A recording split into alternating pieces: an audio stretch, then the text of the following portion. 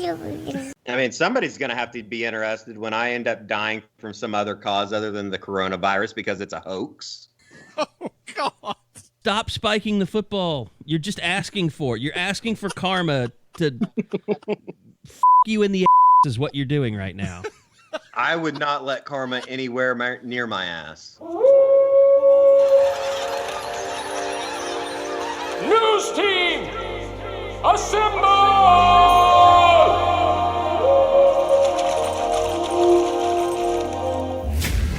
It's back and bigger than ever. It's the Unofficial 40 from Soonerscoop.com. Now, here's the entire Sooner Scoop crew. Carey, Josh, Eddie, and Bob. All right, welcome back. It is another episode of the Unofficial 40 podcast from Soonerscoop.com. We welcome in the entire crew. I'm not even going to let him do it this week. I'm not going to let him do it because he's just going to screw it up. Josh McQuiston joins us, Eddie Radosevich, and Bob Przbillo. I guess I could have said I was taking the heavy lifting off of you since you are unclean this week, Eddie. You're quarantined? I am indeed. Yes, I have the coronavirus. So, yeah, I've been battling. I'm a fighter. It hasn't affected you at all, has it?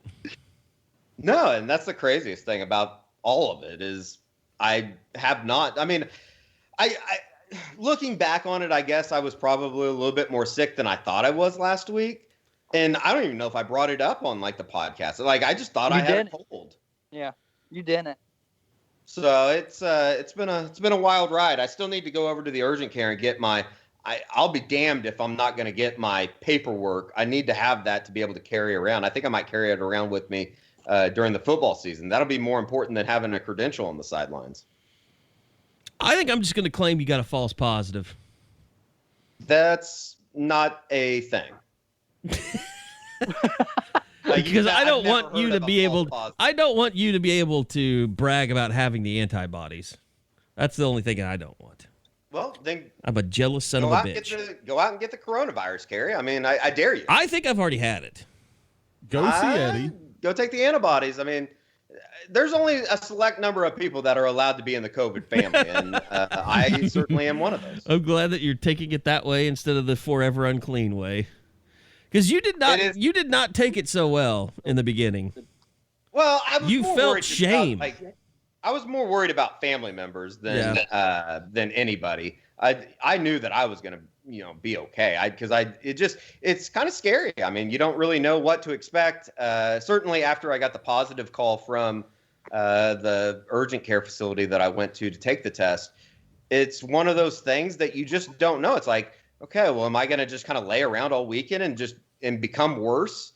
And luckily it never got to that point, but listen, it's going to happen. I mean, we've seen it across the college landscape as guys get back to campus, as the country opens back up.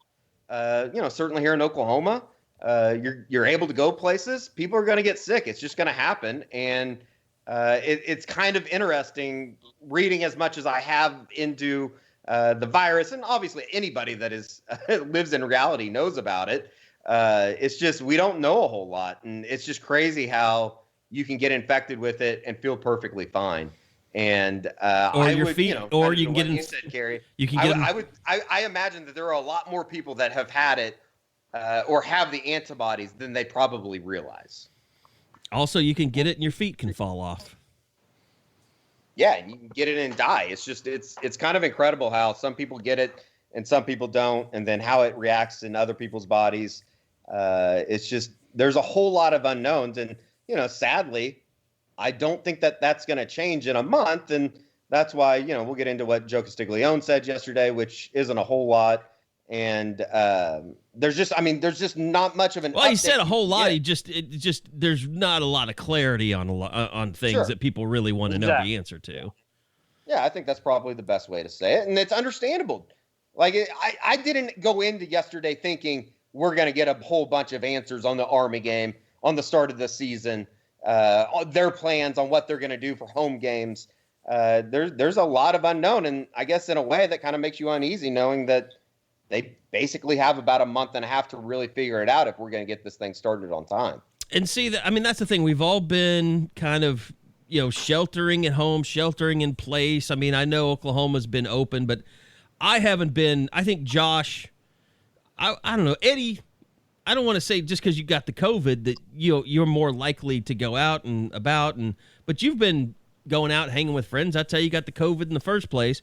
I know, Josh, you've been out on the water and stuff with in-laws, and I don't know how much other stuff I've been pretty isolated, and I know, Bob, you've been the same way. Oh yeah. Yep. And I still order all my groceries online. I still, other than going to the liquor store, I think that's about, and just going to get some ice or something like that every once in a while. Like, that's really about all I do. I did go get some barbecue the other night, but for the most part, I got so much crap in my fridge I don't want to go bad. I have to cook meatballs tonight, or I'm going to lose the veal and the pork in the fridge.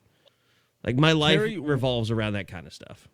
Aren't there apps that will that they'll go to the liquor store for you as well? I can't find those in Oklahoma. I don't know anybody that's doing that.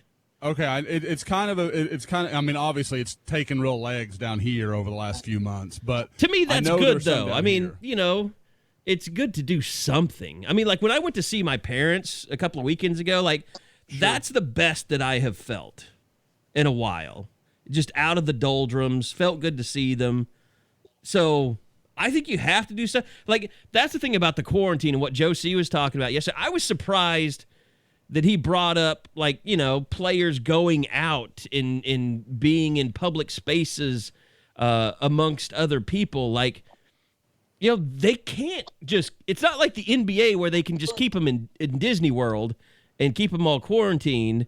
I think it's also a little realistic, don't you? Right. But, I mean, it is.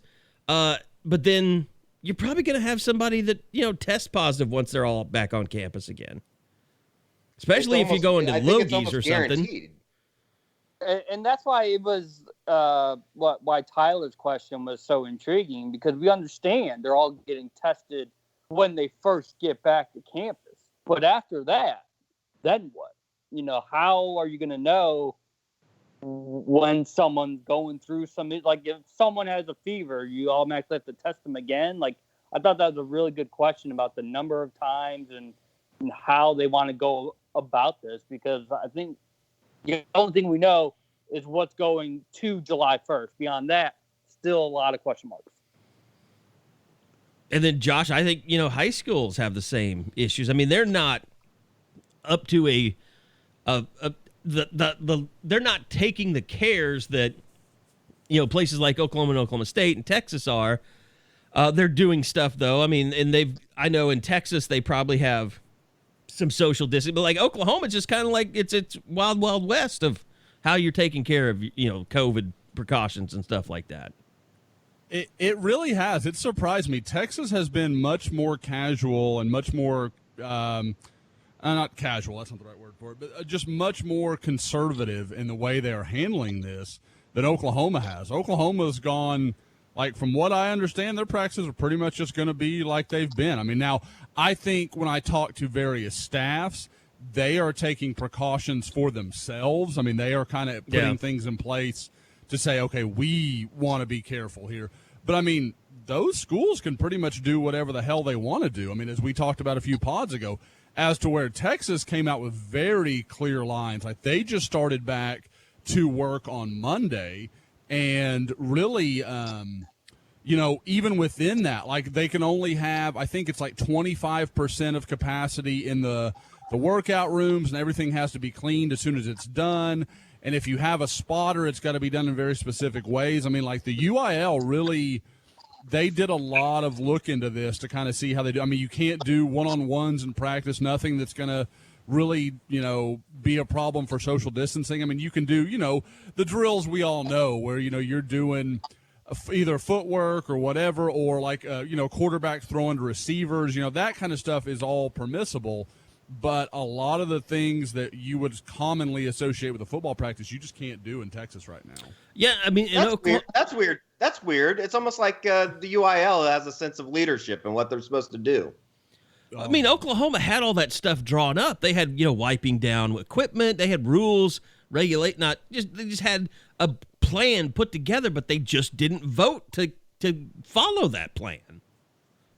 Yeah, because there's no respect for the OSAA and what they do. Eddie, did your guy in the governor's mansion, did he have 8 votes? Is that what did it here? I mean, I don't follow the board closely enough to know how many votes there were, but I mean, did he have override? I think Kevin Stitt has forgot that the coronavirus is a thing out there. And then all they did yesterday was eliminate a dead period, so now there's even more of a chance. Now, more of a chance for us to try to get out there if camps start going on, but also, more of a chance of the virus getting back out there and spreading too. Mm-hmm. Well, and it's the real fallout will come, 2 weeks from this weekend, really, or really just this week. Over the next 2 weeks, we're going to know what kind of fallout there was from all the protests and people being so close together. I mean, they happened in Oklahoma City. I mean, that's where Amin Bamiga or whatever. I can't. Nailed it. He said he got it. He thought he got it at a rally. So I mean, we know that stuff spreads there. Sure.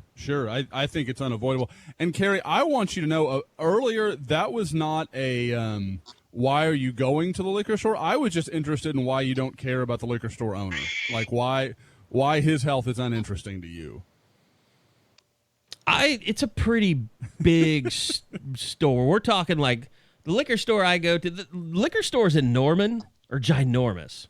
You got like the Cellar, you got the Spirit Shop, and now they got this new Captain Jack place. So they're all massive operations. Where's that one at? I haven't been down there in so long. Captain Jack's is on 12th and Rock Creek. Oh wow! So it's kind of, I guess, up in your sector of the Norman area. Right, yeah, it's up here, kind of in the northeast part of Could be Norman. northwest, could be central. I mean, a lot of rain. I think there's a captain. I think there's another Captain's Jack over there in Brookhaven too. Like they've got 2 stores. They had 3 and they closed the little one. Did not know that. So anyway, no, but I don't mind it. I mean, I don't mind going out. I should probably go to the grocery store, but I don't want to. So I usually go on like Monday mornings. So like with it's the old real, people. It's real low key. There's not a lot of people there. I take the girls to school and then I go get groceries. So it's not real high traffic. I mean, and like I wouldn't say that's like part of the plan. I mean, I'm kind of at the point where like I'll follow the rules, social distancing. Where I need to wear a mask, I'll wear a mask. Like I mean, I try to be reasonable, but like in Texas right now, I mean, I'm not going to be the one guy that is like I'm not leaving the house because everybody else in Texas is just going on like life is completely normal. Plus, you can't keep in a way. I think it's almost unhealthy to live that way, Josh. It's just kind of my opinion. I'm coming like I came out so hard in the beginning. I'm really careful about how I re-implement my stance. But I mean, there is a feeling of like, okay, at some point the cure is worse than the disease. It's people being pinned up, and you're seeing all these. Guys, I've gotten like probably 6 Amber Alerts on my phone in the last 5 days. And I don't know if that's abnormal, but it feels abnormal. And I'm like, what is happening? Like, why people is are this stealing going kids?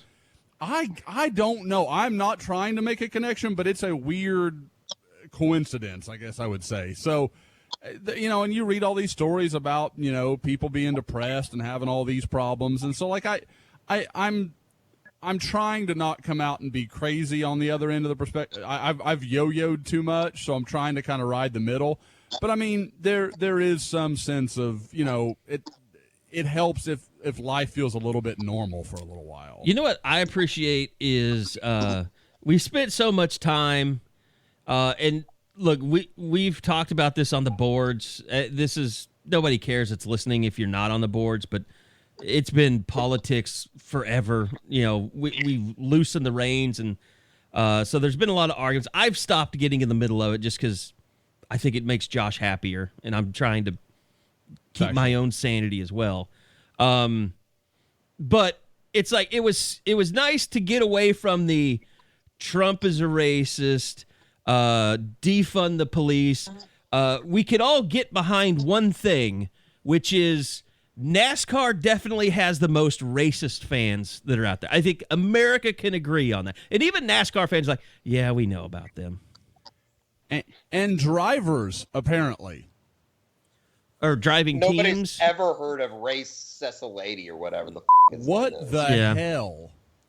He's only part-time. Cicerelli. He's a part-time NASCAR Truck Series guy. Oh, yeah, he's a nobody count. in it. He finished, I think, 33rd in the standings or something last year. He's 50 and from Maryland. Who gives a who he is? What a weird hill to die on. Like, really? He's like, I don't give a damn about the Confederate flag, but I'm going to quit my profession over it. Like, what? That doesn't make any sense. That's like me announcing my retirement from baseball this afternoon. Yeah. Hey, we all saw you taking cuts in that OU jersey. It's not over, buddy. I know. I'm just trying to get on a steroid cycle. Hopefully, I can join Ed now, Howard when does the Mark McGwire, Sammy Sosa doc come out? Sunday. Is that That's this? Sunday night. Oh, that's going to be good. Jesus, this has been the spring and summer of Chicago. St. Louis too. 98 was awesome. I love Eddie and I both love when you can dig it to St. Louis a little bit. So that should be awesome. And the Cubs made the wild card that year, so it was a great year. My dad would require, as a Cardinals fan, would require me to ask who won this home run race. The guy that took more steroids? The guy. Yeah. I'm sorry that he won the steroid Olympics. Okay, whatever. Hey, but you know what? We can't deface that name. Mark McGwire, his kid's committed to come play baseball for Skip Johnson. Yeah. So he'll be around Mark McGwire will be around the OU baseball facility here over the next couple of years. Yeah, son. The guy with the video and the Sooner Scoop flag on his mic is the guy that just, dissed your dad. So, just a heads up on that. It's not the worst thing I've ever said about his dad. I know that. By the way, the other thing I want to know is how much James Harden is going to be willing to pay Disney to open up an underground Disney Princess strip club. I would imagine it. I mean, isn't there that study that says that he plays better in towns with strip clubs? Yes, there is. Absolutely is. I mean, if he comes out and starts averaging 45 a game, I think we know what the reason is. You just have to find it. And, Carey, I'd like to be really clear. Is this something that they're actually, like there's an underground rumor that they're going to do this? No, this is a movement I've started. Okay, I really want to get on board as a father that has to go to Disney. Like, I might even take up treasurer. Like, I'll start fundraising. Who would you want to get your first lap dance from? What princess? Oh, man. This is going to be a part of my daughters. Elvis into bestiality, right? Yeah, who are both in the house now. This is going to be part of their psychiatry going forward. I'm going to go Jasmine. I like a little dark hair. Like, I'm kind of into that. So she'd be on a real short list for me. But Belle is a solid choice as well. Funny enough, actually watching Beauty and the Beast in the other room as we speak. Yeah, Ariel would be a problem, that whole lower section. And the dad, like, he's a pain in the ass. Like, you don't want to deal with him. Don't want to have to mess with Rapunzel's hair either. Seriously, like, every time you go on a cruise, like, if you've upset her in the last 6 months, he might sink the boat you're involved with. Like, it's a problem. So if you're going, I mean, we do not need to play Is This Racist anymore. So I will refrain, but no Pocahontas, huh? Because she's hot. Well, I'm native, so I can make those comments. I have a card. I've got proof, so I can, she's at my leisure. Your name is McQuestion. You don't have a native card. Oh, I actually am a registered Potawatomi Indian. Really? Do you steal scholarship money? money? Has questions. I absolutely stole scholarship money. All right. So let's go back to Joe C. And yesterday. I think one of the things that people probably want to know most about is, are we going to get to go to games and are we going to get to go to road games? And I think there's one thing we didn't ask him. And here's the thing. We could ask him 100 questions about this stuff. These questions are unanswerable right now. There's just no way for him to say, this is the plan. This is how many people we're going to let in because they don't know yet. And they don't know, for instance, like, is Missouri State gonna be their opener, or is Tennessee gonna be their opener?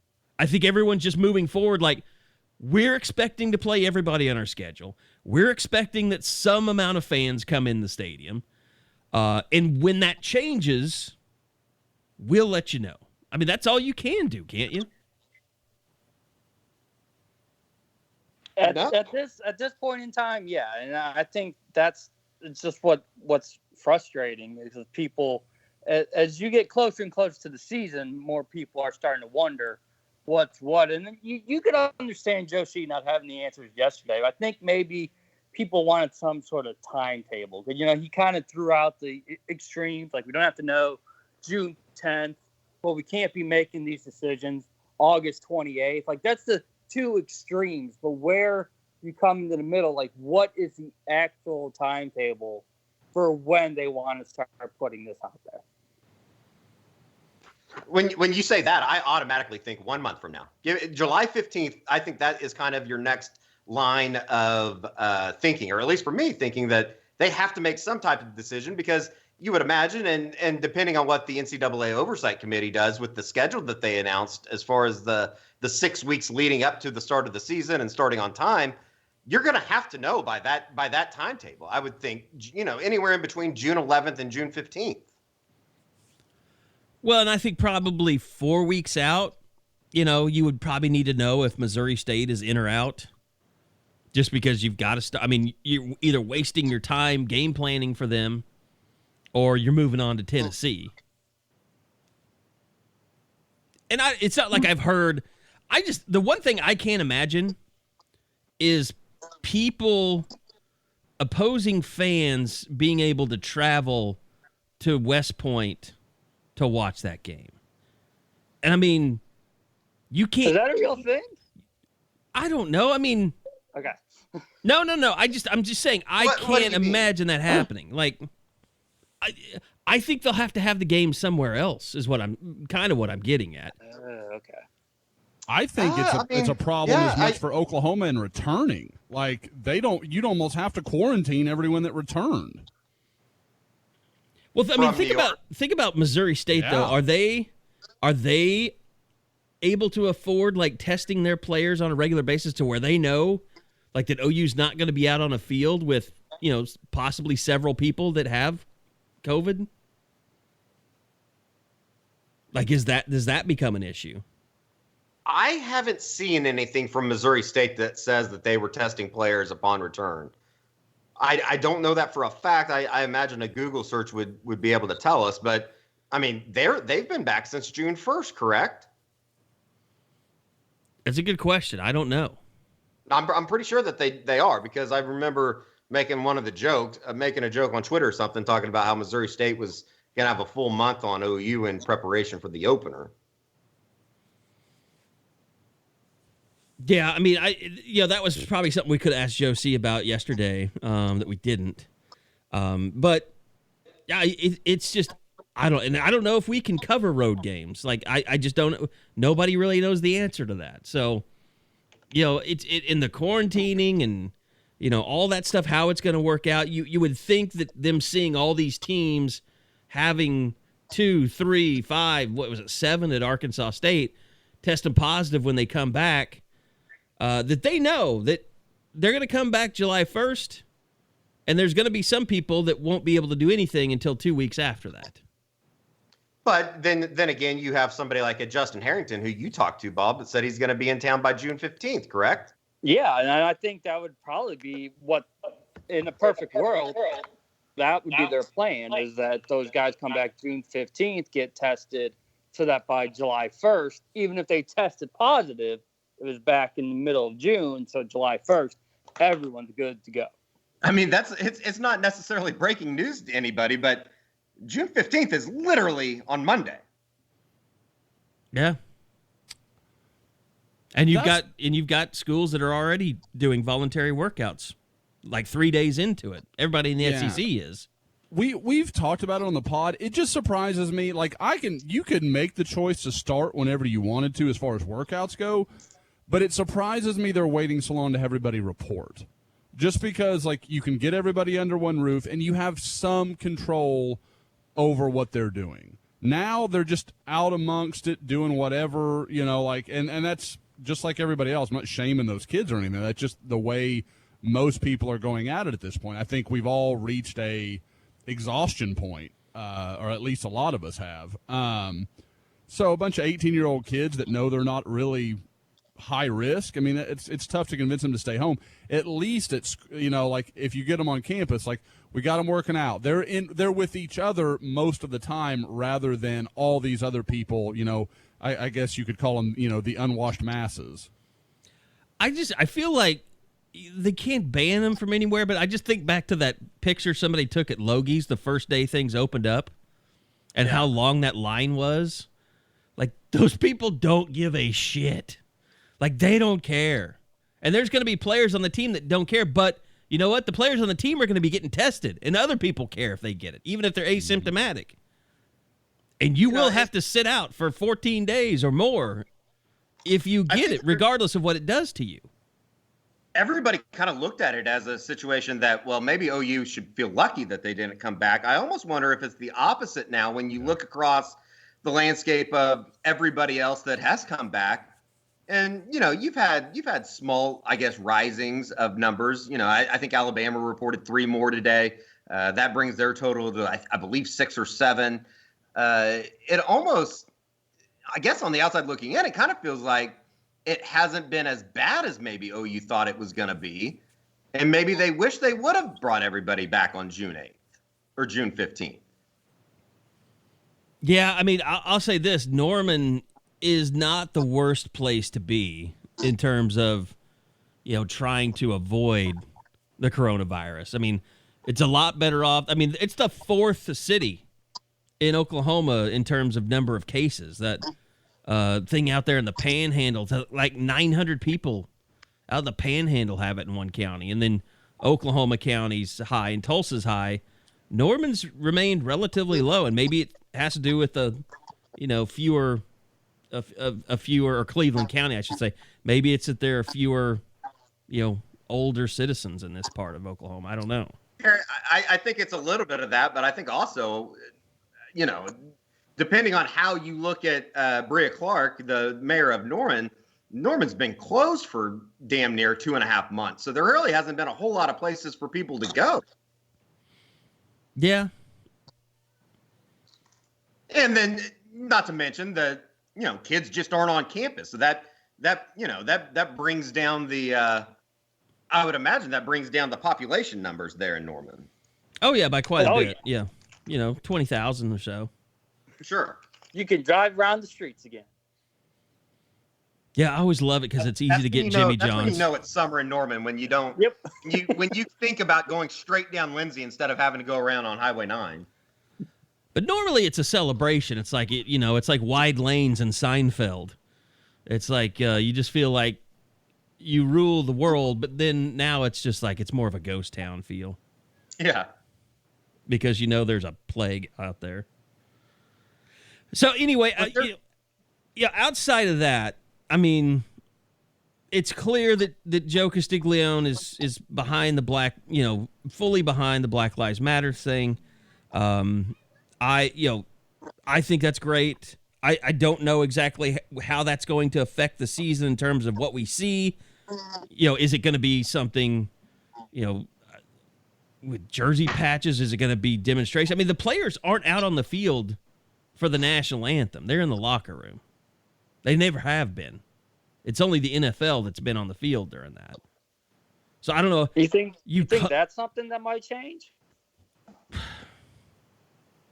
I mean, if you don't need to be out on the field, if you've never been out on the field, are you now going to come out on the field just to kneel? I thought I saw that somewhere, but I would have to really dig through and try to figure out where. If that is the case, I would love to be the person that breaks that to the olds. That they will come out and kneel? Oh yeah, I'd love to give that announcement. Or just operate the OU account for the day so I could see the replies. I mean, I guess you could show them kneeling in the locker room on the big screen. Do you think people would boo?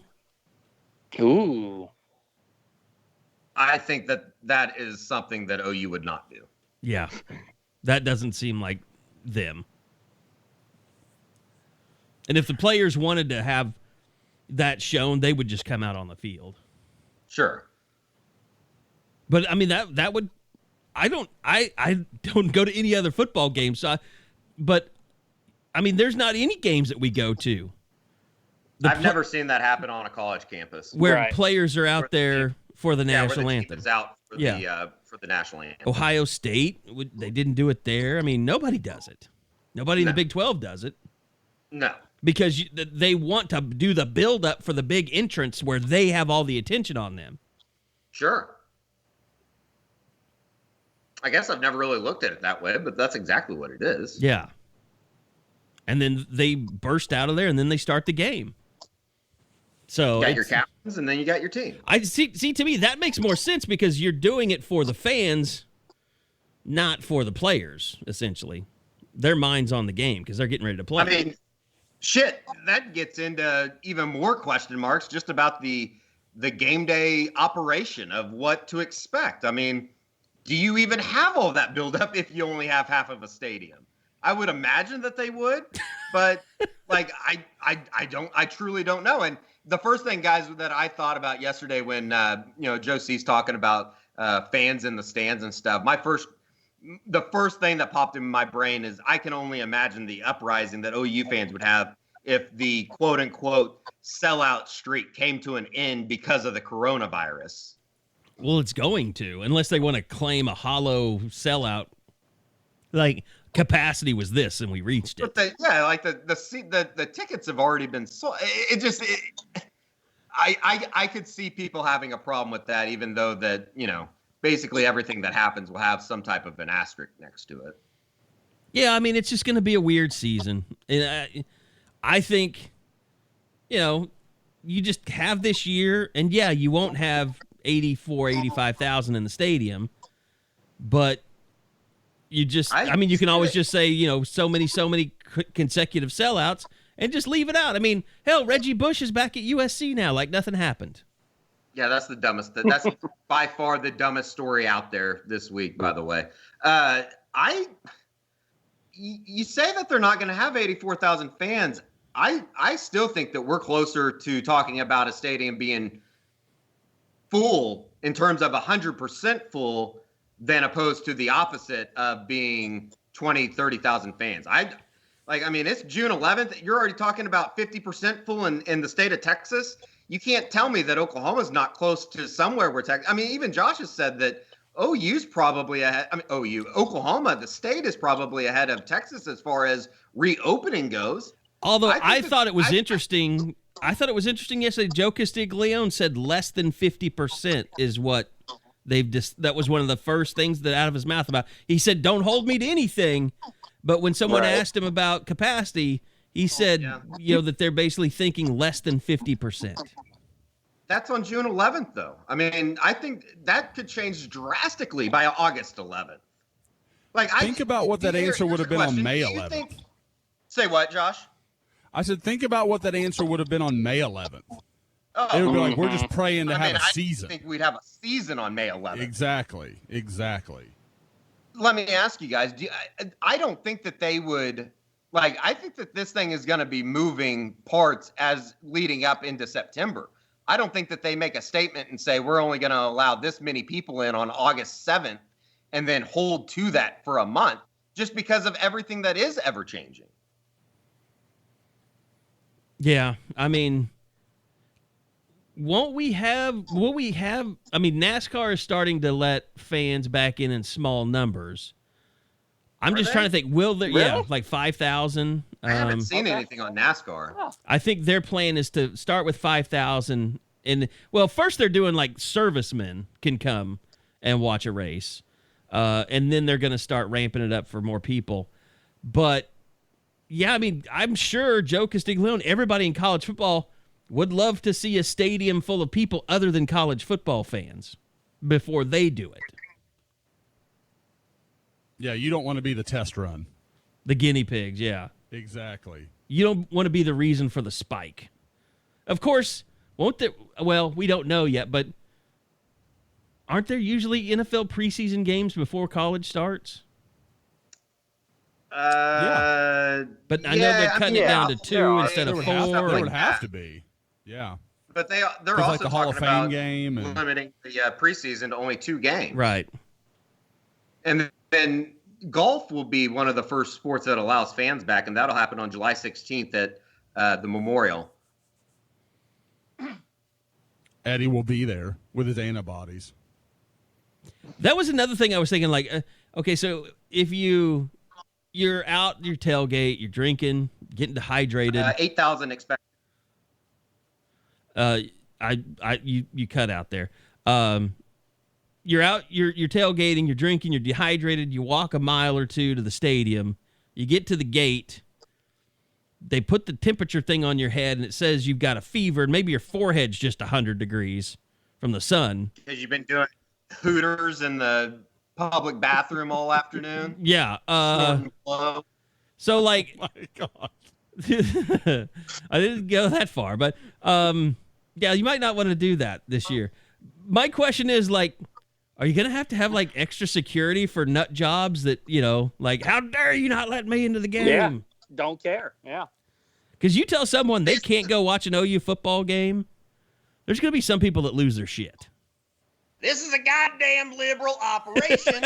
I'm the one that contacted Ryan Aber. Now let me in the goddamn stadium.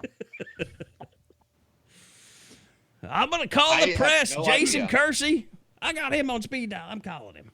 Henry from Hollis. I mean, his friends call him Hank. He's going to lose it. He's going to drop his damn bucket on it. You know how many Twitter followers I've got? Looks like 13, sir. This is a movement. This is my movement. But I mean, there's all kinds of things that we don't know how it's going to work out. We don't know how crazy it's going to be. It would be very major league, though, for them to have all that smoke blow in their faces as they come out of the tunnel, and then you got like 3 people like, yay! If that is the case, that's the only type of video we'll be getting is fan reactions. Hell, we could probably put a GoPro on them and just have real life in-game experiences. Eddie's on first name basis with everybody in the crowd. I already am.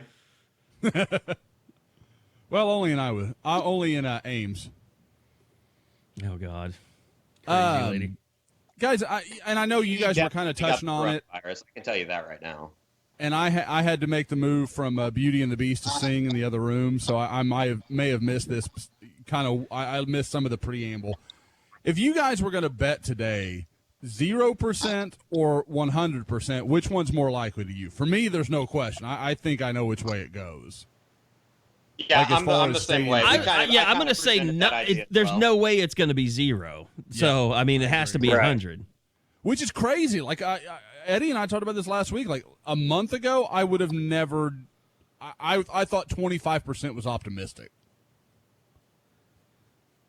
Well, I didn't even read the article. I just saw the headline, but somebody was like, Texas believes it can fit all the fans in the stadium and still practice social distancing. I was like, okay, I'm not reading that. I think that was in reference to they believed that they could fit all their season ticket holders in. Okay. Not the entire, 90, 100,000, whatever that is down at Dare Royal. Because that's what we always marvel at is how much space there is at a college football game when you're all packed in. We're all like, oh, these benches are so comfortable with all the space I have to move around. Yeah, I mean, people spend a certain amount of time complaining about, people are bigger now than they used to be. And it shows on game days when you try and see I would want to sit next to me. Get into the doldrums of that. Like, I wish that was the only thing there was to bitch about was the size of a seat. God, I'm so ready to argue about stupid sports shit. Yeah, everything else is really tiresome. Maybe that's what we need to do. Like each week in pod, we're going to pick a stupid sports argument that we get into every summer, and we're just going to hash it out on the pod. Like I'm not doing Mount Rushmore of fullbacks, okay? No Mount Rushmore. We're just going to pick one shitty summer argument, like alternate jerseys. Like we're just going to go for it. By the way, shout out to Dimitri Flowers being accepted to OU Law School. That's amazing. Yeah, it's pretty cool. I didn't realize that he was interested in going to either. law school. I had no idea. Very cool. I still don't understand why he didn't get a better shot in the NFL, which I guess I do understand because nobody's using fullbacks anymore. But man, that's to me the most surprising guy that didn't catch on with somebody in the NFL. We need to go ahead and get him on retainer. He could be the official Sooner Scoop counsel. Because we definitely could use some legal representation. Well, you never know. Oh, there's no sarcasm. I am literally astounded things have not happened to us before now. I mean, somebody's going to have to be interested when I end up dying from some other cause other than the coronavirus because it's a hoax. Oh, God. You are trying to wind Carey up. I feel it. Like this is. I told him. I'm sorry. I'm answering a DM. Stop spiking the football. You're just asking for it. You're asking for karma to f you in the ass is what you're doing right now. I would not let karma anywhere near my ass. It would be forcible entry. That's rape. You think karma's going to rape me? Yeah, the way you're going about it. All I know is I've beat the coronavirus, and there's not a lot of people. It's still in your body. It has not. Until you test negative, stop this madness. I don't know if it is. That's the problem. I know this is on brand for you. I know there's 12 people that got sick one night in Oklahoma City. We've all been okay. Carey, can you work on a graphic for Eddie, like all the first? I mean, like his pioneering ways. Like he said yesterday, the first to be part of a Zoom chat with the coronavirus. Yeah, oh my God. I mean, this is now my second U40 that I've had the coronavirus, and look at us. We're pretty kick-ass. First Oklahoma media personality to go live with the coronavirus. The first podcast matching Chris Cuomo. I think you put yourself in the same category as Chris Cuomo while you did that. The Chris Cuomo of Oklahoma, yes. I'm working. Nobody wants to see you naked in the back of your wife's yoga. Carey has video, Eddie has no brother, so Eddie, I think whoever's going to run for political office, you kind of get. I mean, it could be Sam, it could be Carey. I mean, you could go a lot of ways with this. Who you throw your support 250 behind. brothers that my parents paid for while I was in college.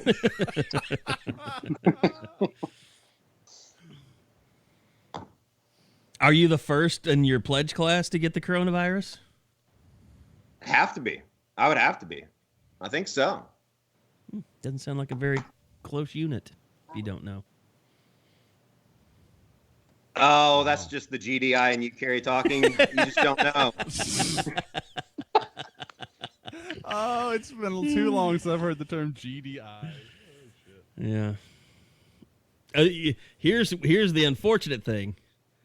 I was almost an SAE, so I'm glad it worked out. Everybody your ideologies. One of our more ardent listeners amongst my friends is a former SAE and was not happy about the way that whole thing played out. He I don't know too many people that were. Yeah, no, I mean, like one of his pledge brothers, like I remember meeting the guy, was a black guy. Like, I mean, it was a weird. That's why the whole thing was weird to me because I never thought of SAE like that. So I have many friends that were SAEs, and I can vouch for all of them. Very good peoples. Yeah. So, not to defend that asshole. Friends friends of father's friends. Well, I mean, Bob Perry Jr. was an SAE, and I mean he might be the the ultimate, or he was like the ultimate SAE ringleader. Like his pledge class still went out on it. He was still pretty active. Yeah, his pledge class would go out on a yearly retreat together and everything still. Wow. But he was really mad about that whole thing. For sure. Mad that it happened and mad that Boren shut down their house again. Because when I was in school, it was shut down for something. David Boren, I would imagine, isn't the most popular person. No, I mean, he never was in the Greek system. He went to war with a lot of different fraternities and sororities. By God, he built those honors dorms, though. Those are working out really well. What's their current biggest capacity? eyesore waste of money on the entire campus? If I was elected president of the university tomorrow, which I won't be because Joseph Harris is doing a phenomenal job, I would tear them down and we'd have tailgating September 1st. But you're talking about the residential. You're not talking about the honors college. Talking about all of it. Yeah. Waste of money. Well, it was stupid. And then OU isn't Harvard. And then that Commons thing or whatever they built, which has been a disaster that nobody will live in. Like no one will live in any of those. Wasting money at the end of it all. Yeah. And then Bob had to fight so hard to get that south end zone built.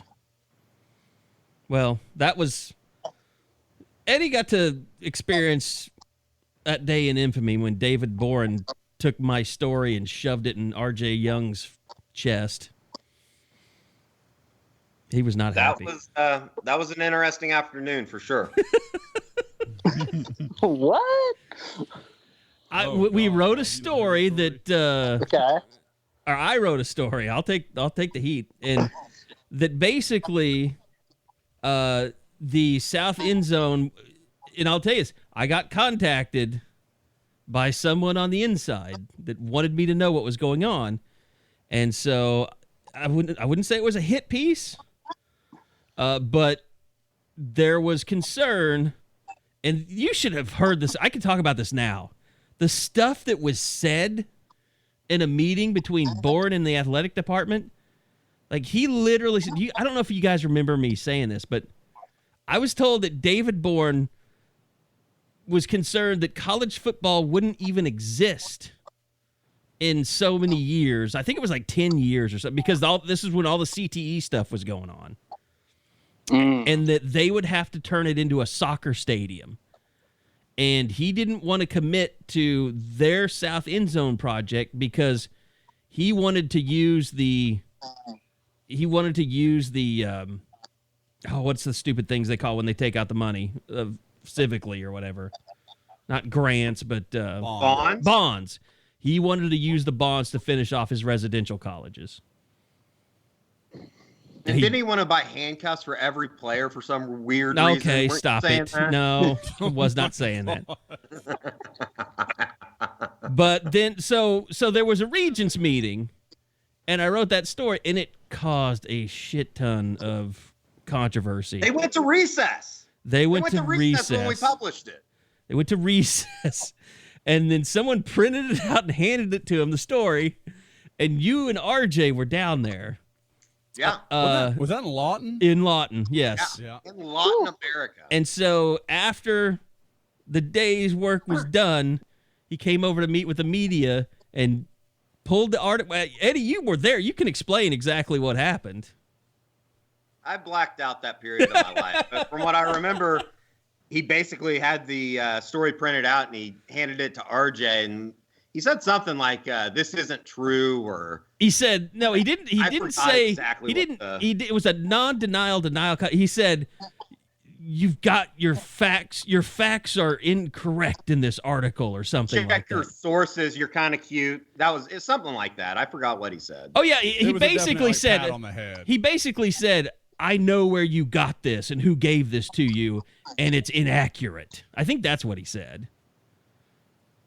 He didn't say that it was wrong. He just said it was inaccurate. It's kind of like that Tulsa police major. And, blew me a kiss. It was really weird. Stop it. So anyway, yeah, there was a little mini war there between the athletic department and David Boren, I guess. And that was another one of those times when people were like, "Yeah, you guys are going to get your credentials pulled, blah, blah, blah, blah, blah." And yeah, I mean, if there's any time for your credentials to get pulled, it would have been then. But guess what? David Bourne didn't control the credentials. The athletic department did. And they got that damn south end zone. I'm not trying to take credit for the south end zone being built, but I won't not take credit either. Build it and they will come. All right. Anyway. So, 4th of July. Different context for some people. COMECUM. That's just gross. 4th of July. Hot dogs, cupcakes, fireworks. How many fireworks will there be on the 4th of July is the question. Like if you took one Roman candle for each commitment, Josh, how many Roman candles would you need on the 4th of July? My current guess, and again, this is, I think everybody was kind of playing hypotheticals, because we all kind of thought, we all were pretty confident that it was going to be July 4th for Caleb Williams. But then when when they decided, okay, well, there's not going to be campus visits, you're like, well, does this just throw everything into chaos? And because my understanding was his plan was to come to Norman and do this in Oklahoma City. Now, I don't know if that's exactly correct, but that's just what I had been made to understand. Now, he's obviously going to do it in Washington, D.C. or somewhere in that area. So, if people are going to coordinate this, that could be really interesting. I know there's been a lot of talk of a guy like Bryce Foster because he's tweeted out the hot dog thing at several different times, and this is such a weird – I talk about the weird things my job forces me to say, and I'm usually talking about, the hips or feet or legs of a young guy, but now I'm talking about hot dog emojis. So I don't know how I feel about any of this, but if you're going to make me guess, I would say 3. That's my guess on the 4th of July. Now, what I will also say, because I know that number's not going to be as huge as some people want it to be, I think this is where you start to see dominoes start to fall. We kind of thought maybe it would happen Mario Williams and Clayton Smith, and there was some rumors, Marcus Burris. There were some other guys that you kind of thought, okay, they're real close, maybe they go. I'm wondering if several guys are putting this off until the 4th of July or shortly thereafter and really starting a big wave of momentum for Oklahoma, kind of like we saw for Ohio State right after the start of COVID. When you say 3, I think a lot of people's minds will immediately go to the quote-unquote serious 3. What would you say to that? Well, I think we all know Mario Williams is one of those 3. That was always one of them. The other was Christian Leary. To my knowledge, Oklahoma is still working on Christian Leary, still trying to be involved in that conversation.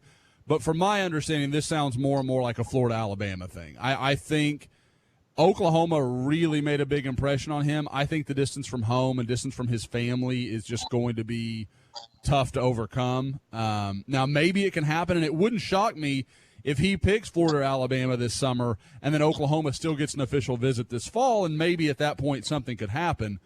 But the other side of that coin is Oklahoma may be out of wide receiver spots before he can ever take that trip. Because one of the guys I would watch in that 3 is a fellow D.C. area guy and good friend of Caleb Williams, Jaleel Farouk, the wide receiver. So those two seem very much in lockstep to me. If there was a guy that you said, okay, you got to pick one other guy that's going to go on the 4th of July with Caleb, he would be my guy.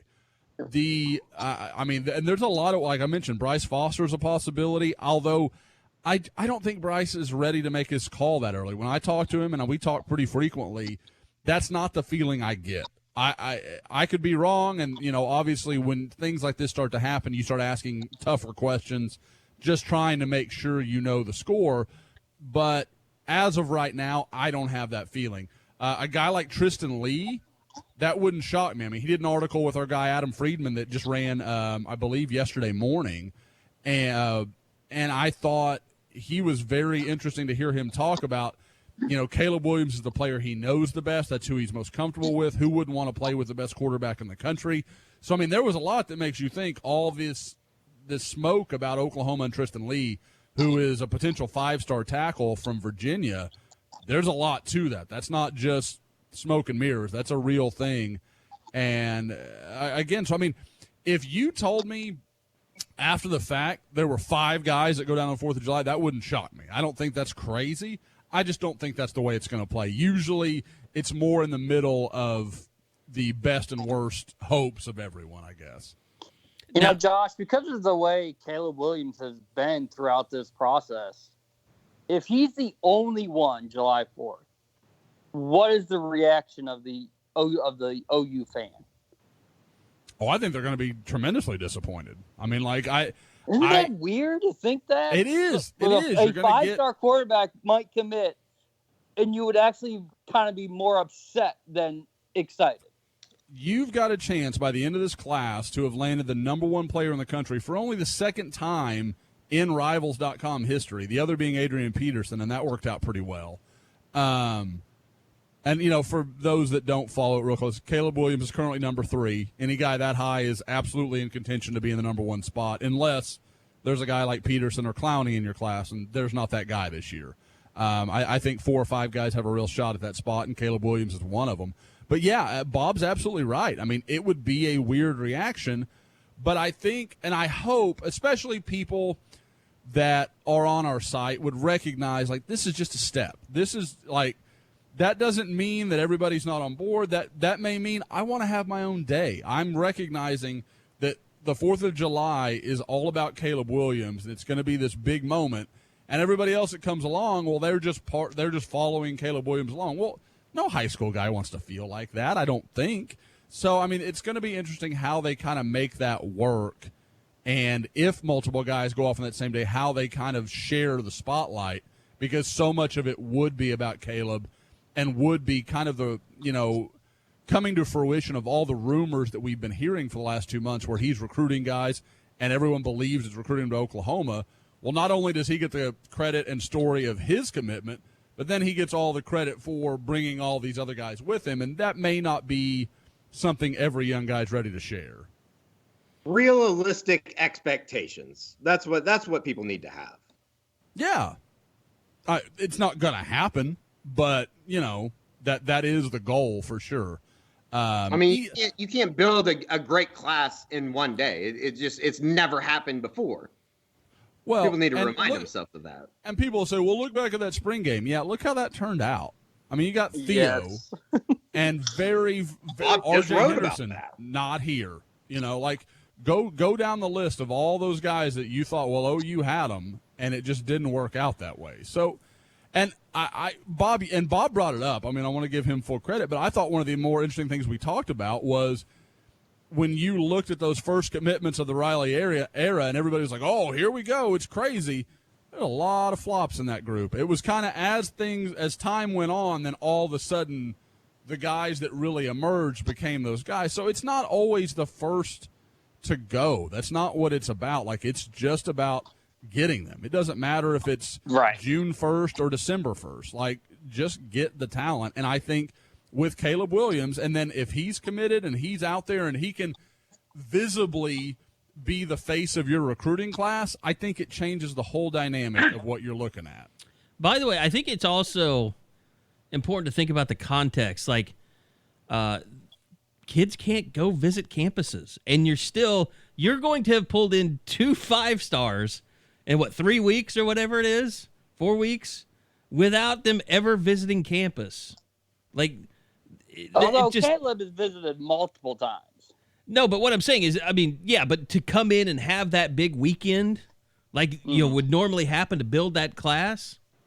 I know Mario hasn't visited at all, so and the other thing is this: nothing is normal. Like, Virginia Tech's class has fallen apart that everybody thought was so great. Like, who's to say some of Ohio State's class doesn't fall apart? You know, when visits start happening, it's there's still a lot of time to play out in this whole thing for everybody. It's almost where you would feel just as comfortable only having 6 or 7 commits like OU and Bama compared to having like 18, 19 like Tennessee or the Buckeyes, because there's just more chances for that to go bad. Yeah, blow up. Yeah. That's a good point. By the way, something that I don't think we addressed yet It was the Isaiah Coe situation. I know, somebody was posting about where's your story on Isaiah Coe. It was kind of my call because, we just haven't seen enough activity from OU coaches for us to feel comfortable naming him as a take, even though he's committed publicly. Josh, you can kind of take it from there. Yeah, this was, and I want to be fully honest. When, we recorded this last week, and almost, I believe it was the next day after I had told everybody he's not part of the plans, he hasn't committed, blah, blah, blah, and then all of a sudden he announced. I was absolutely floored. I was completely surprised. It didn't match up with anything I'd been told. And I'll be perfectly honest, I was a little pissed off. I thought I've been really led astray here. And so I immediately, and we do all the things that we inherently do, where we're quote tweeting and, hey, you just landed Isaiah Coe and doing all these things, and Bob posts on the board. And we, for those that follow us, we have a pretty standard set of operating procedures that we just run through automatically. By the time I started talking to the people I know and my sources, it was like, oh, no, we shouldn't have done any of those things. So we immediately pull down our tweet. Bob's thread gets unpinned, or Eddie's. I can't remember who. It was Eddie's, yeah. Yeah. So we go through all those steps, and then I start talking to more and more people, and it wasn't it's an interesting deal because I don't think there's any question that you can't. Lincoln Riley retweets every kid that has an offer. Then when he gets an offer, he retweets that offer. I'm sure you guys are the same as me. I have Lincoln Riley. He's one of my alerts. Like if he tweets something, I know about it on my phone. And so I at no point, like we've talked about the last few weeks, he didn't tweet out eyes right before the announcement came. Nope. To my understanding, Oklahoma was every bit as surprised about this announcement as I was. I was led to believe that Coe was aware of the situation. He knew that at this point he didn't really have a committable offer. Now, where this gets interesting is this is Iowa Western. This is one of the best junior college programs in the country, and he's a very good player. And not only that, but he is a friend and teammate, or former teammate, of one of your incoming defensive linemen, Perry on Winfrey. So you've got to play a little bit of politics here. No matter what you feel like you want to do, you've got to think it through a little bit.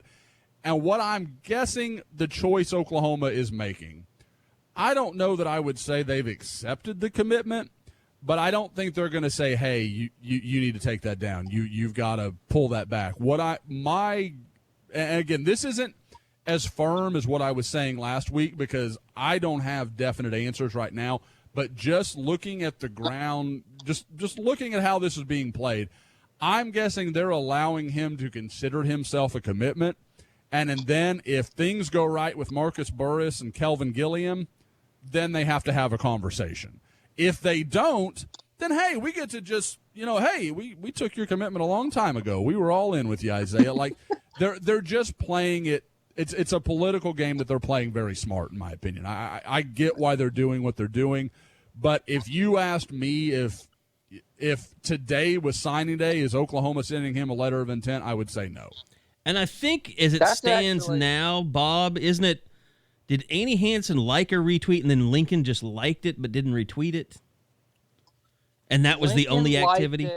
Annie has retweeted, and I think that's really about it. From the entire nothing from Calvin Thibodeau, nothing from Jamar Kane, nothing from Brian Odom, nothing from Alex Grinch. Not that I've seen, no. Which Alex Grinch is not the most active guy on Twitter, but every once in a while, I've seen him retweet some of our stuff or like some of our stuff. He's been more active lately. Has he? But generally, not all that social. Nope. Yeah, but He's Brian not Odom is putting your mobile notifications on. Yeah, Brian. Yeah, you can do that and it won't bother you that much. Yeah. But yeah, Brian Odom's pretty active, but none of those guys, like you would think that Calvin Thibodeau, being the inside, tackles coach, like he would have said something publicly because he's not afraid to use social media. Exactly. Did you see any sirens with the War Daddy thing on it? I didn't see any of that. I mean, Josh, again, what ahead. would be more strange though? I think we've seen before where they've talked to guys and said, "Hey, you need to find another place." So you go through that conversation, or having the conversation where now you embrace him months later, and just as our site, I don't even know how we would play that up because we never wrote a commitment story to begin with. I wouldn't let Bob. I would not let Bob. You can say what you want to say. Carey would not let me write a commitment story. This is like, should we put one out there? I mean, you can't refute it because it's not signing day. So what do you want to do? And this is very, there's OU DNA and then there's BP DNA, and this is very much against Bob Prisbillo DNA to not have some sort of even just a stock commitment story ready to roll. Well, it's just gonna be weird. Like if they take him in October, if things with Gilliam and Burris work out in a certain way, and by October they know they're taking him, you can't write it 5 months later. Yeah. Oh no. Like, well he's not on our commitment list though, so we could if we wanted to. I am trying to get in touch with him. He and I have talked some through the past, because I knew he was very gung ho about Oklahoma. He and I talked probably a month ago. When he first announced his commitment date, and you could tell, I mean, if Oklahoma wanted to push, they were a very, very real contender for him. And that's when I had some conversations with people like, where does he fit? And I want to be abundantly clear so nobody, thinks I'm dissing Isaiah Coe. It's got nothing to do with talent.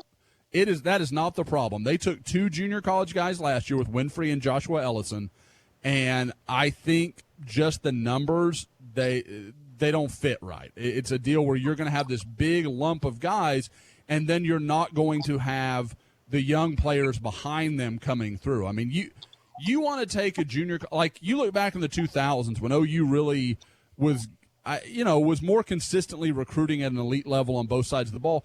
They took JUCO guys to fill one specific spot, like Lance Mitchell. Okay, we needed a new Mike. We had to have that guy, to replace the Torrance Marshalls and the Rocky Kalmuses and go down that list. Or Dante Nicholson. We needed that safety to come in and fill the void for us at safety. There was very specific needs. You don't want to scattershot and build your roster on JUCO guys. Unless your name's Bill Snyder, that's really, really hard to do. I know the best way to describe this for you. Mm-hmm. OU doesn't want to be on Tinder. They want to be on eHarmony. Oh, that's nice. Yeah. And very, another way in our Zoom chat world, they want to Zoom chat. They don't want to chat roulette. They're not looking for the quickie and, dick pics. So they're just avoiding all of that. What's chat roulette? I don't even, you've just taught me about Does chat roulette something. even exist anymore?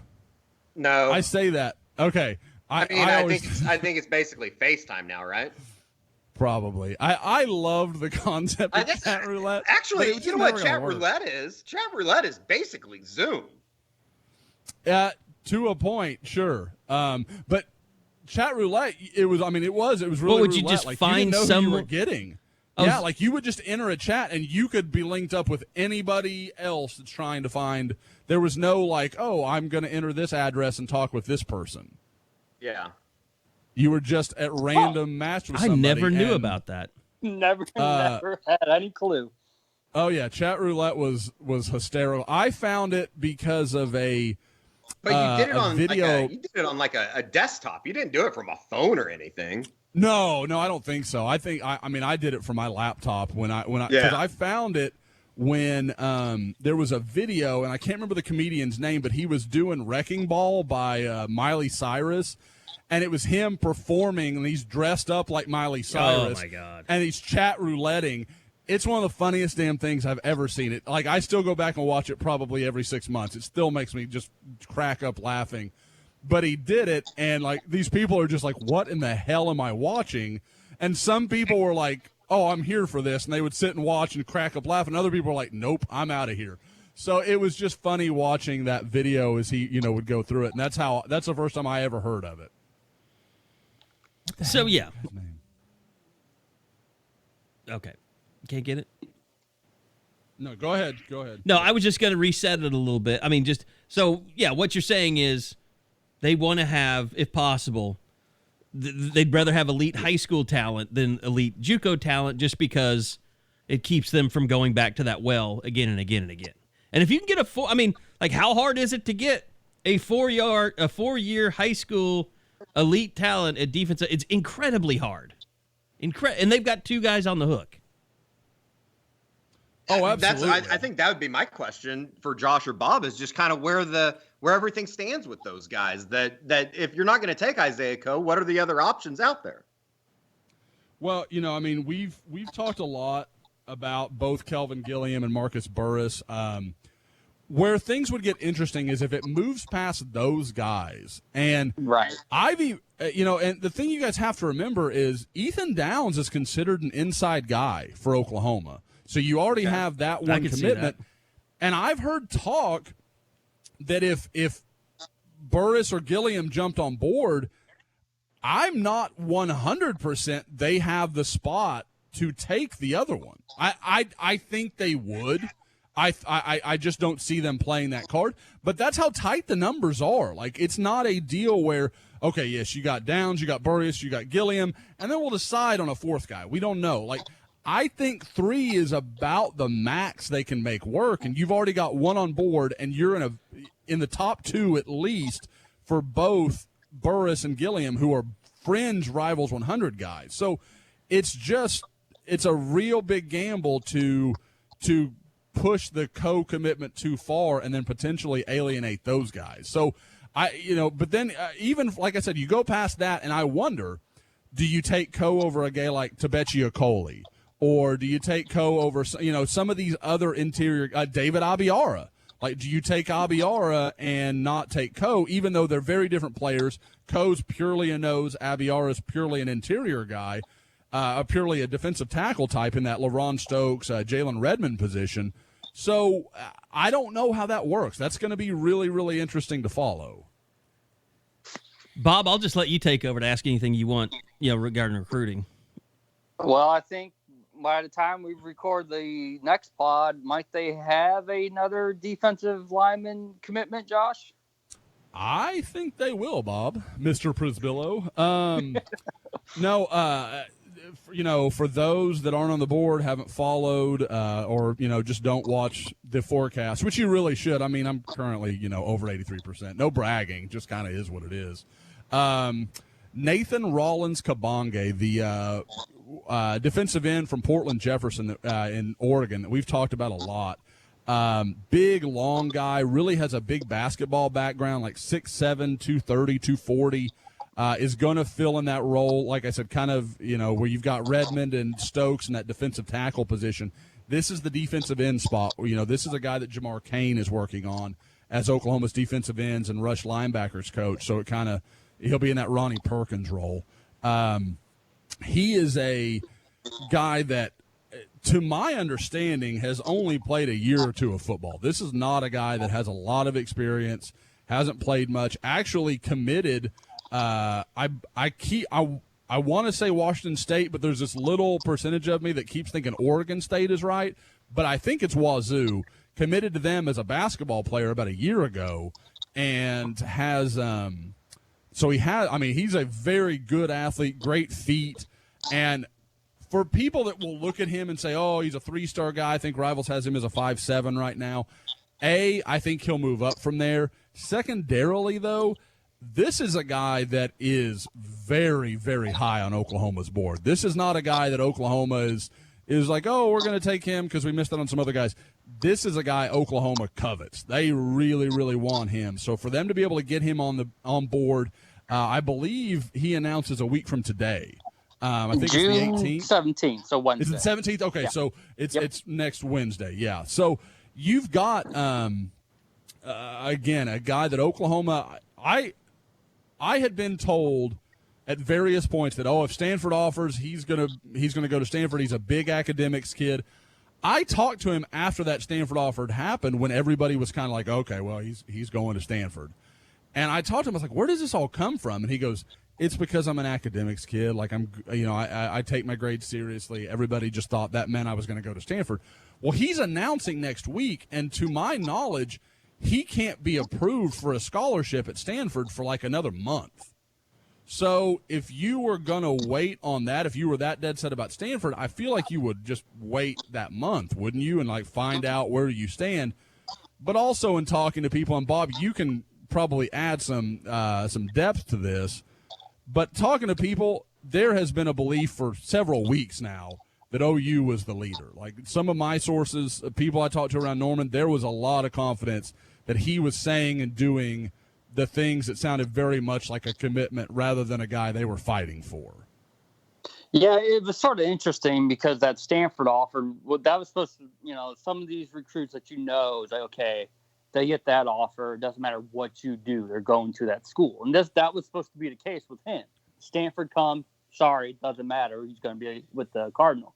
But right after it went down, you just never really got that feeling, and it never really, the way that OU kept coming after him gave you the impression that OU definitely wasn't throwing in the towel. Definitely didn't have the impression that they were over and done with. But what I am wondering is if Nathan does commit next Wednesday, Abiara, is he the odd man out, or you think this is you take both if they fall into your lap like that? If I was going to say, I would say Abiara might be out of luck because to my understanding, he is something of a hybrid between the defensive end spot and the defensive tackle spot, kind of a let's see how it works out. And I think his entire relationship has been built with Calvin Thibodeau. Well, there's been rumors for, a month now that he was on the verge and he was going to commit. And as I've said before, I think there would be, there's more than enough smoke to think that he has indicated to Lincoln Riley that, I think Oklahoma is what I want to do in spite of his current Notre Dame commitment. Well, at some point, you've got Notre Dame writers too. Yes, at some point you have to make that call. Yeah. At some point, you've got to make that decision because he was even talking. I was hearing stuff like this before he committed to Notre Dame. So it feels like he keeps talking up Oklahoma and like, I'm going to do it, I'm going to do it, and I'm going to do it. Well, then he just doesn't. So to me, at some point, you've got to say, you know what? Kind of like what Oklahoma did with the wide receiver out of California last year, whose name is going to escape me, big-time guy. I love when I bring up a guy and then I totally forget his name. Ended up going to Washington. I can't remember the kid's name. It's not truly fundamental to the story. But they had the same – huh? Yes, Jalen that's exactly right. He was telling Oklahoma he was going to come for months and months and months. And then he just kind of stepped away. Like, OU was like, listen, either do it or don't. And so we kind of had to move forward there. I have a 2-year-old that currently needs to potty, so I'm going to let this be the Bob show for a second, and then I will return as quickly as possible. On that note, what a segue there. But, yeah, that's what's next. We had Coe June 5th. We knew Christian Leary was pushing back June 6th. And I don't think anyone was expecting him to make a call Saturday.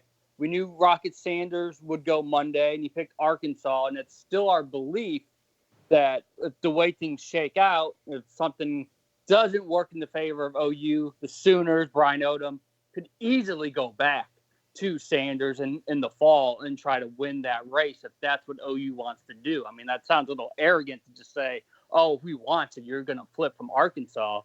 But if you look at the landscape, that makes a lot of sense. So we're starting to get to that point where kids have accepted they can't travel anywhere through at least July 31st. And then usually that leads right into a dead period of its own because that's when preseason practices for high school and college start up. And usually no one's traveling during that time anyway. But these kids are accepting of that and starting to announce their commitment dates. We got Nathan next week. And then after that, it does feel like we got a little bit of a lull as we head into July 4th, of course, waiting for a 5-star quarterback, Caleb Williams, to make his call. And, of course, it'll just sort of be interesting to see what other dominoes fall July 4th and which others, follow his lead maybe in the week or the 2 weeks that follow after that. We are getting the Big 12 virtual media days schedule. And what's it looking like? Oklahoma will be on day number 1, July 20th, along with Kansas, TCU, Iowa State, Texas Tech. That means Oklahoma State and Texas will be day 2. Texas, Kansas State, Baylor, West Virginia, Oklahoma State. And only 2 players per school. Which makes sense. I don't know how you would do a breakout or whatever. I don't know how this format's going to be. I mean, Zoom is just a breakout. That's the whole thing it is. I mean, but yeah, you were only getting 25 minutes with the coaches. Usually you get an hour. Or has it been an hour and a half in the breakouts? It's an hour and a half. Yeah. So you won't get that in depth with any of the coaches. And there'll be tons of people on that thing. Yeah, and how's that going to be moderated? Yeah, you're just going to have to... Who gets to ask any question? Yeah, I mean, I wouldn't expect that we'll get to ask. But, we'll have, I'm sure, a local media day Zoom, hopefully. I don't know how the local... I mean, that's the other thing. Is there going to be autograph day? I know that I don't want to trigger you, Eddie, but... I can't be triggered. I'm a coronavirus survivor. There's no way you can have media day. Honestly, no way. Until you said that, Carey, I hadn't even thought about something like that. I would imagine not. There's no way you can have autograph day. We kind of had a little bit of a discussion about that on the board this week, just as far as the OU Texas game goes. Like, I think there's a better chance that there's a full Cotton Bowl and without a state fair going around than I do anything else. But I mean, I think Josh is back. We can get back into recruiting, but that is interesting on the how the media day stuff is going to go down. July 20th and 21st. Maybe we'll get some weirdness. Maybe we'll get some porn or something. That would be awesome. Should that be our goal, to hack into the Big 12 media day? We won't have to hack in. We'll have access. No, I'm talking like to hack you in as the listener. That should be your goal, is to hack in. Oh, yeah. Disruption. Disrupt, yeah. Now, Josh can try and hack in. Yeah, well, and, with my technological acumen, that should be no problem. It's so bad, we might be willing to sell our passwords, to the highest bidder. Oh, yeah. I'll sell anything. I'll sell antibodies, passwords, whatever. I can be bought. Carey, I'm a little concerned Eddie is going to come to us for a raise, and the part of it is going to be antibody offering. Like, he's going to wave that in front of you, and you're going to agree to anything he says. Just because I should be allowed to go into every stadium in the country doesn't mean that that I'm going to change. I still feel like it's a false positive. I don't think that you didn't even infect your parents. I think that the test was botched. Well, I don't mouth my parents when I see them. I'd say this begs the question: how close is the Radosevich family? I mean, maybe there's not. Maybe it's a little colder than we all envision. Yeah, perhaps. They'd be better to tell you than I. By the way, I took some of your advices and I started watching some comedy specials. The Bill Burr one's really good because it's in England, and he has some just golden Colin Kaepernick stuff in his. I will say this: I think Bill Burr has a time limit, and I think I reached it last night because he's really funny, but he's really angry, and at one point, it's just more anger than funny. That's the way I am with the other boss, Dennis Leary. Leary, yeah. Like I can't go far because I'm like, you're just screaming at me. Yeah, like, it's a Boston thing. I totally agree with that. Yeah, Boston angst. You can only it's not small doses, but just not large doses. And I watched Patton Oswalt, which that was just okay. The Denny stuff he does is hilarious. I don't know if any of you guys have seen that one. No, I don't think I have. One of my favorite is Jim Gaffigan when he does the McDonald's speech. He's like, I didn't know I was better than you, when he runs into someone at McDonald's. Like, that's just fantastic. Yeah, I need to do his, and I haven't done the Chappelle's either, so I've got to get on those. I think that's going to be my new thing, though, for streaming. The Chappelle's are good. The Chappelle's are awesome. Great. Chappelle's are some of the funniest stand-up that I've honestly ever seen. Anything else recruiting that you wanted to hit on before we get out of here, Josh? No. I mean, Bob's always better. I always forget something, and Bob's like, "Oh yeah, we should have talked about that." I don't think so. I think the offers haven't really been made at all. There's no real camps that we can attend just yet. And after next week's announcement, I think we kind of hit a little dull period before July 4th brings it all back up. Yeah, I will. Wow. I don't know what the hell that was. I will say for other, for people that are following, I should be out next week, and really I should be several places over the next 2.5 weeks. I'll start to really get on the road. There's some schedules being made, some stuff I'm starting to see pop up that I can get to. So there should be more and more, pictures, videos, some new content rather than, just us talking to guys about things they can't do at this moment. I should be able to join you on that journey. I'm not counting on anything. I mean, we don't need the. Again, we're going to have to call in Dimitri Flowers to legally represent us when you infect an entire high school with the COVID. That would be with HIV, not with the coronavirus. Yeah, I got to admit, I've done the whole battery of tests before, and it's really nice when everything comes back. Like that, I've done that recently just for some work stuff, just for healthcare stuff or health insurance stuff, and like they tested me for everything, like the Spanish flu. I think I even got tested for, but like everything came back. It's really weird because it doesn't always just say negative. What is it? I got to look up these results here. While you do that, I will say, Carey, you've always been a little sickly, just a little bit, not a lot, but a little bit. No. I am learning that you're a little bit hypochondriac. You've got a little bit of that in you. It's because I get sick. That's why. Fair enough. I that's why I guess I don't, and that's why I'm probably too numb to it, because I'm basically Teflon. Like nothing sticks to me. Like everything says not detective, but then on syphilis and HIV it said non-reactive, and I thought, what the f*** does that mean? I got mad at the test results. I think that means it's open-ended. That doesn't sound like a conclusion. That's not true, you bastard. Stop it right now. Probably a false positive. You're a false positive, all right, pal? I might be. It actually has it has a little good check mark next to it, so.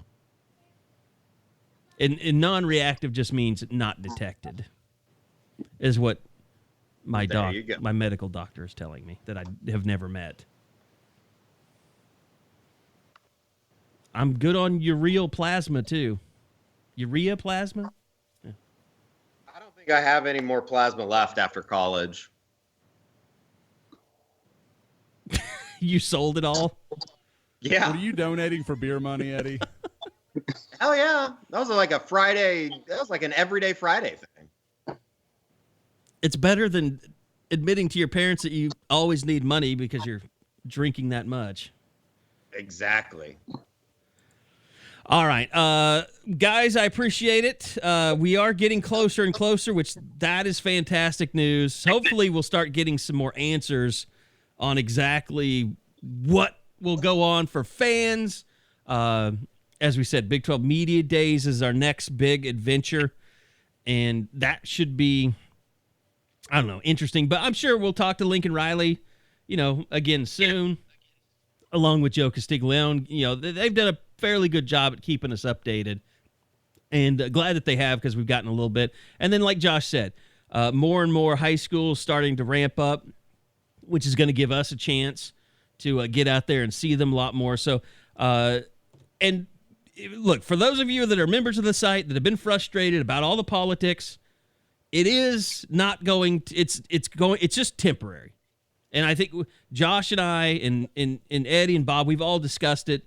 We've got a plan of action, but it is not going to continue to run wild on the message board. So don't get too frustrated by that stuff right now. We don't want to be a bunch of insensitive bastards and just shut it off completely, because we think it is important for people to discuss a little bit about what's going on in the world, especially how it relates to sport, whether it's COVID stuff or, social injustices. So, I mean, that's just, Josh, I don't know if you want to add anything to that, but. Sorry, I had muted myself because my 2-year-old is currently taking me through her shopping cart of toys. No, I do. I mean, and I hope people can understand from both sides. It's a tough line for us to walk because at the same time we're disbanding policies we've always had, and at the same time we completely understand and think there is room for conversation, but it's like I said, we're trying to find the right balance on the board to make sure everyone is as happy as they can be, and while knowing no one's going to be perfectly happy.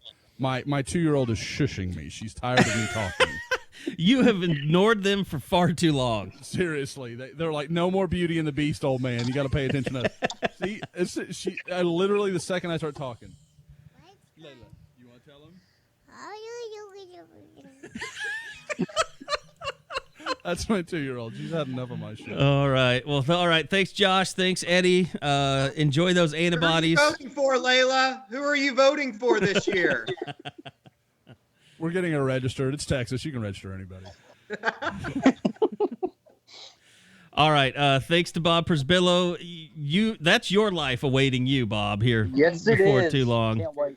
And then once they start talking, you were like, boy, I wanted this, right? I wanted this to begin. All right. Thanks to everybody. Thanks for listening. We'll see you guys back here again next week on another edition of the Unofficial 40 from Soonerscoop.com.